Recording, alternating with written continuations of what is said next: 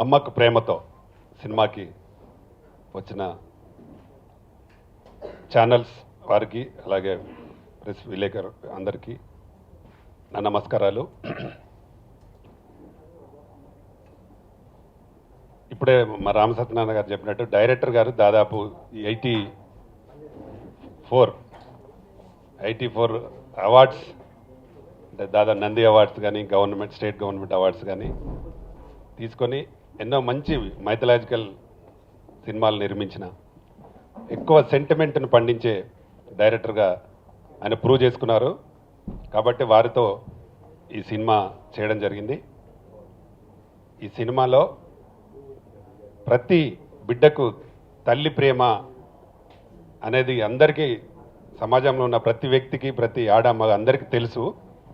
కాబట్టి తల్లి కొడుకు మధ్య ఉండే ప్రేమను చాలా బాగా బ్రహ్మాండంగా ఆవిష్కరించడం జరిగింది డైరెక్టర్ గారు. డెఫినెట్గా ఈ సినిమాకు కూడా నంది అవార్డు రావడం ఖాయం. ఎందుకంటే మంచి సినిమాలు తీసే డైరెక్టర్లు అంటే అవార్డ్స్ తీసే డైరెక్టర్లకు చాలామంది మనకు కరువు ఉన్నారు. వేల మీద చెప్పొచ్చు, కొందరు మాత్రమే అలాంటి సినిమాలు చేయగలరు. దాంట్లో ఈ సినిమా కూడా తప్పకుండా 2 రాష్ట్రాలలో దీనికి అవార్డు వచ్చి ఈ సినిమా మంచి పేరు డైరెక్టర్ గారికి. అలాగే దీంట్లో హీరో కృష్ణుడు గారు చాలా అద్భుతమైన నటన. ఆయన ఫేస్లోనే ముందు కామెడీ ప్లస్ సెంటిమెంట్ 2 బాగా కనపడతాయి. కాబట్టి దీంట్లో సెంటిమెంట్ బాగా పండించడం జరిగింది. అలాగే వారికి కూడా దీని ద్వారా డెఫినెట్గా అవార్డు వస్తుందని నేను అనుకుంటా ఉన్నాను. అలాగే మా మిత్రులు రామసత్యనారాయణ గారు దీంట్లో మంచి ఓల్డ్ క్యారెక్టర్, మంచి గెటప్. అంటే నేను చూస్తే ఆయన పాత రేలంగి టైప్లో కనపడింది. ఆయన ఫేస్ విగ్ పెట్టిన తర్వాత చాలా బాగుంది. గతంలో నేను ఎన్నో చిత్రాలు చేశాను. ఇంచుమించుగా నేను చేసినవన్నీ కూడా దగ్గర అవార్డు మూవీలు చేశా. రీసెంట్గా చేసిన వెంగమాంబ 8 నంది అవార్డులు తెచ్చిపెట్టింది.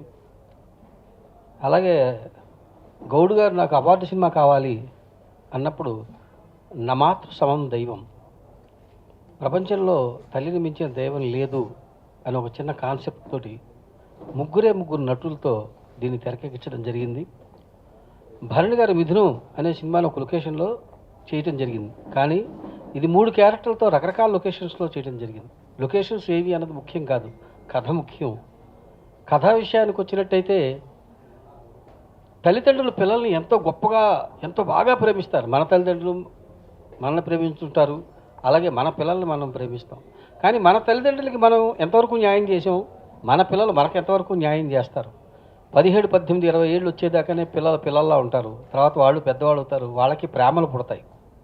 ఈ ప్రేమలు పుట్టిన వాళ్ళు ఏం చేస్తున్నారు, ఆ తల్లిదండ్రులు ఎలా మిగులుతున్నారు అన్న ముఖ్య కథాంశం ఇది. తండ్రి మాట ఎలా ఉన్నా తండ్రి కొంతలో కొంత సర్దుకుంటాడు. పోన్లే దాన్ని ఎవరినో దేన్నో పెళ్లి చేసుకున్నాడులే, పోయిలే ఎక్కడుంటే వాడు బాగానే ఉండాలి అని కోరుకుంటాడు. కానీ తల్లి పాపం అనుక్షణం అయ్యో పాపం వాడు ఎలా ఉన్నాడో, ఎక్కడున్నాడో, ఏం చేస్తున్నాడో, ఏం తింటున్నాడో, ఇలాగా కనిపించని వాడి కోసం కనిపిస్తున్న తండ్రిని కొరుకు తినేస్తుంటుంది. వాడికి ఫోన్ చేయండి, వాడికి అది చేయండి, వాడికి ఇది చేయండి, ఇలాగ. ఇవన్నీ కూడా మీరందరూ కూడా కుర్రాళ్ళు ఉన్నారు, తండ్రులు ఉన్నారు. మీరు కూడా ఆలోచిస్తే ఇది నిజమా కాదా అని తెలుస్తుంది. అలాంటి ఓ తల్లికి సడన్గా కొడుకు కనబడకపోయేసరికి ఆవిడకి హార్ట్ అటాక్ రావటం, ఏం చేయలేదో తెలియని ఆ భర్త తల్లడిల్లిపోతుంటే వాళ్ళకి ఆ కొడుకు తప్ప మరొకడు లేడు.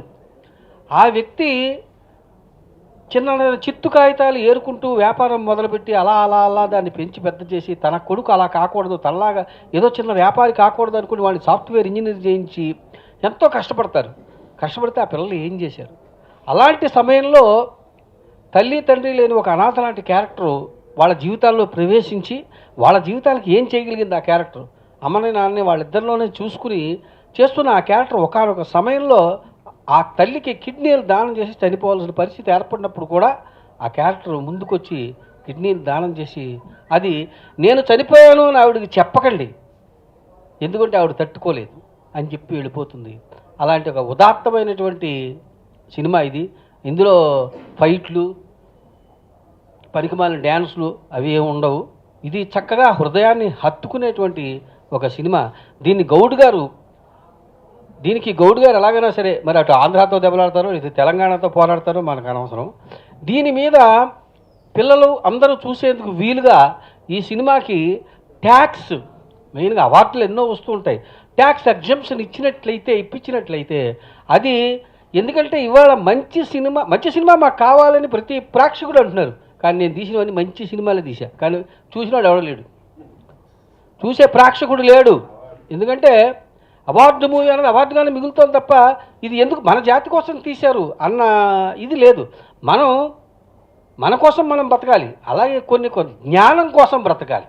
ఈ సినిమా చాలా అద్భుతమైన సినిమా అని నేను చెప్తాను. ఎందుకంటే సినిమా మొత్తం చూశాను, రీ రికార్డింగ్ చేశాను కాబట్టి.